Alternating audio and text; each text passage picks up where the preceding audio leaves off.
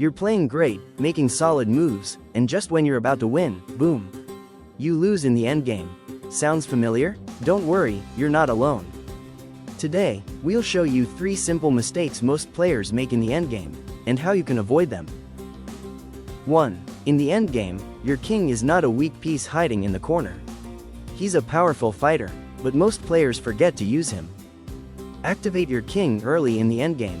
Bring him to the center. He can support pawns and control key squares. 2. Ignoring en passant pawns. En passant pawns are game changers. If you see one, push it, but many players either ignore them or don't protect them properly. Support your en passant pawn with a king or rook, and remember the golden rule: en passant pawns must be pushed. 3. Trading too much too early. Trading pieces is good, but not always. Some players rush to exchange everything and get into a drawn or losing king and pawn endgame. Before trading, ask, does this give me an advantage? If not, keep the tension and look for better chances. Want to master more tricks like this? Hit that like, tap subscribe, and share this with a fellow chess lover.